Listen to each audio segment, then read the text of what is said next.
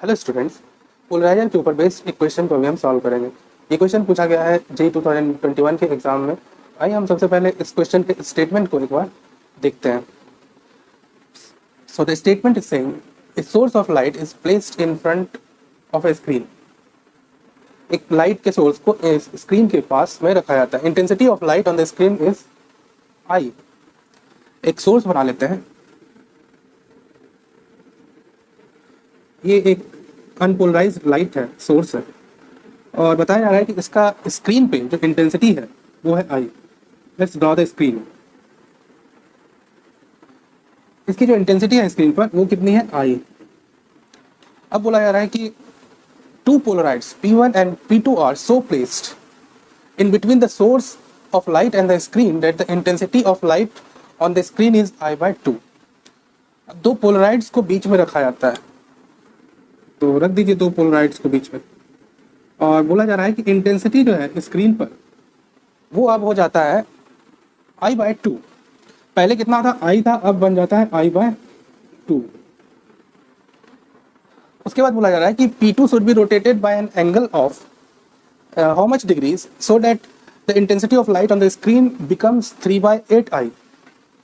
अब देखिए, आपको इंटेंसिटी स्क्रीन पर कितना करना है, 3/8I। इसके लिए पूछा जा रहा है कि P2, इसको बोल देते हैं P1 और इसको बोल देते हैं P2। P2 को कितने एंगल से रोटेट कर दिया जाए, तब ऐसा पॉसिबल है 3/8I इंटेंसिटी यहाँ पर हो जाएगा। तो आइए इसको समझते हैं।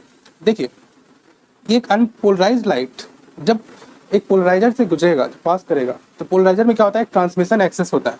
तो मान लीजिए कि इसका ट्रांसमिशन एक्सेस इस तरह से वर्टिकल है, तो ये क्या करेगा, अनपोलराइज्ड लाइट को ये पोलराइज कर देगा इसी डायरेक्शन में। ये वर्टिकल डायरेक्शन में ये लाइट पोलराइज हो जाएगा इसके ट्रांसमिशन एक्सेस के along. What will be the intensity? Intensity जो है इसका हाफ हो जाता है। इसकी इंटेंसिटी पहले कितनी थी, आई थी। अनपोलराइज्ड लाइट का बिना पोलराइजर के इंटेंसिटी कितना था, आई था। तो इंटेंसिटी इसका कितना होता है, जब भी एक पोलराइजर से एक अनपोलराइज्ड लाइट पास करता है तो पोलराइज भी हो जाता है, और इंटेंसिटी कितना हो जाएगा, I/2। तो इंटेंसिटी तो I/2 यहीं पर हो गया, एक ही पोलराइजर से पास करने के बाद।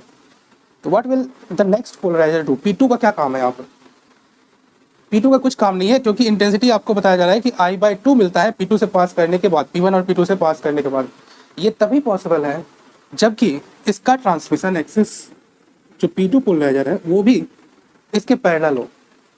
जब भी एक प्लेन पोलराइज्ड लाइट एक पोलराइजर से गुजरता है जिसकी की ट्रांसमिशन एक्सिस इस पोलराइज लाइट के लाइन के अलॉन्ग ही हो, तो ये इसकी इंटेंसिटी को चेंज नहीं करता। इसका मतलब I/2 इससे जो जाएगा वो I/2 पास कर जाएगा, क्योंकि देखिए इसका लाइन ऑफ पोलराइजेशन और पोलराइजेशन, इसका ट्रांसमिशन एक्सिस P2 का, वो दोनों क्या है, पैरेलल है। इस केस में इंटेंसिटी को पोलराइजर चेंज नहीं करता है, तो P2 जो है वो अलाउ करेगा इसी इंटेंसिटी को पास करने में।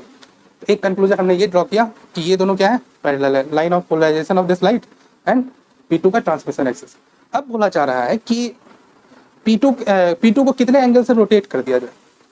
देखिए, P2 को आप रोटेट करेंगे तो इसका ट्रांसमिशन एक्सिस क्या हो जाएगा, वो भी क्या हो जाएगा, रोटेट हो जाएगा। पहले क्या था, वर्टिकल था, अब जो है वो थीटा एंगल पे हो जाएगा।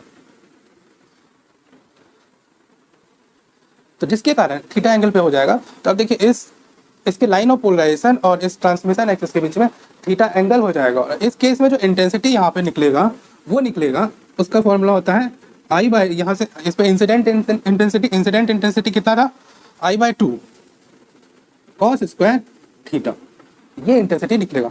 और आपको दिया गया है कि I/2 cos स्क्वायर थीटा, इसकी वैल्यू कितनी है, होनी चाहिए 3/4I। देखिए 3/8I इसके बराबर होनी चाहिए। तो दोनों को इक्वेट कर दिए, थीटा का वैल्यू मिल जाएगा आपको।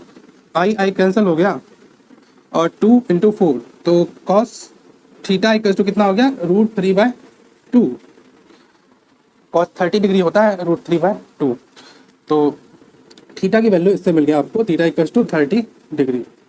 30 degree will be the answer. यहाँ कितना आएगा आंसर, 30 डिग्री।